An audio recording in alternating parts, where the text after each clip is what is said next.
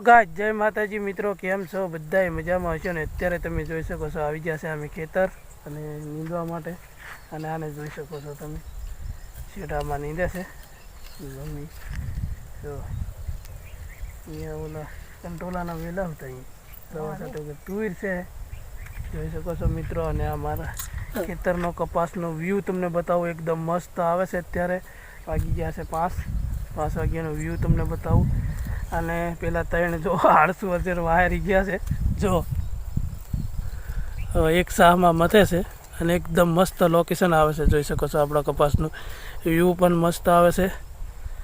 અને ચેનલ પર નવા હોય તો સબસ્ક્રાઈબ લાઈક કરવાનું ભૂલતા નહીં. અને શેત્રુજીનો ડુંગર પણ મસ્ત દેખાય છે, જોઈ શકો છો. વ્યૂ કેવું મસ્ત આવે છે જો મિત્રો. અને હલકો હલકો તડકો પણ મસ્ત નીકળી ગયો છે. અને હવે આપણે જવાનો ઘરે જવાનો ટાઈમ થઈ ગયો છે. અને અમારે જ્યોતિબેન આવે છે, જો શાહમાં વાયરી ગયેલા, એટલે જુઓ. હા, એ જ્યોતિબેન જ છે, જો જોઈ શકો છો મિત્રો. અને અહીંયા તમને હાલો તો મિત્રો, જોઈ શકો છો ગાઈસ, અમે આવી ગયા છે ખેતર. જુઓ લારીને બારી બધું લઈને. જો અમારા ઘોડા હાંકવાના છે. અને અમારા સંતોષભાઈ રેડી ને? સંતોષભાઈ, અમારા સંતોષભાઈ રેડી છે. અમે ઘોડા બોડા જડીને નાગણીને તૈયાર કરી દીધા છે. અને ચેનલ પર નવા હોય તો સબસ્ક્રાઈબ લાઈક કરવાનું ભૂલતા નહીં. કાલે આપણે વિડીયો સ્ટાર્ટ કર્યો હતો, કાલે આપણે સાંજ પડી ગઈ હતી, એટલે કાલે આપણે અત્યારે હવે સવારમાંથી પાછા આવી ગયા છે. જો આપણે આ કપાસમાં હવે ઘોડા ચાલુ કરી દઈએ. અમારે જોઈ શકો છો આ કે બેલા ચાલુ કરવાના છે. ટ્રેક્ટર કમ્પ્લીટ રેડી છે. હવે પપ્પા ત્યાં નીંદતા હતા, ત્યાંથી આવે છે. આવે એટલે આપણે ચાલુ કરી દઈએ મિત્રો. જોઈ શકો છો વ્યૂ મસ્ત આવે છે. અને વાદળા જોઈ શકો છો, એકદમ મસ્ત લાગે છે, ક્લિયર. અને આજે ગરમી પણ છે ઓલમોસ્ટ બહુ.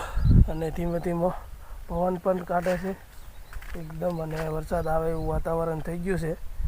અને ચેનલ પર નવા હોય તો સબસ્ક્રાઈબ લાઈક કરજો. વિડીયો ગમ્યો હોય તો ज़्यादा से ज़्यादा શેર કરજો. જોઈ શકો છો મિત્રો. તો મળીએ છીએ આપણે અંદર ખેતરમાં, ટ્રેક્ટર ચાલુ કરીએ ત્યારે. ત્યાં સુધી બન્યા રહીજો.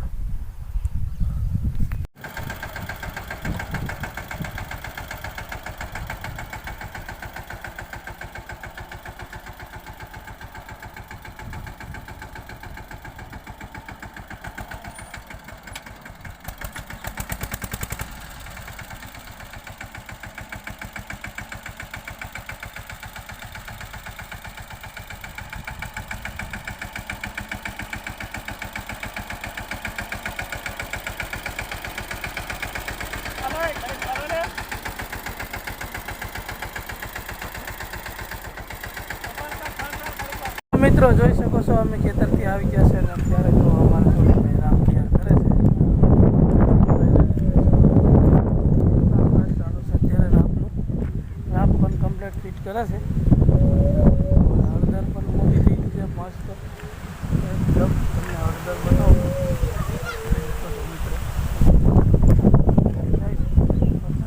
વાતાવરણ પવન પણ બહુ છે, જોઈ શકો છો મિત્રો. અમારો હળદર દૂધિયા જો પપ્પા પણ વેલા કાઢે છે. તો હળદરના છોડ કહેવાય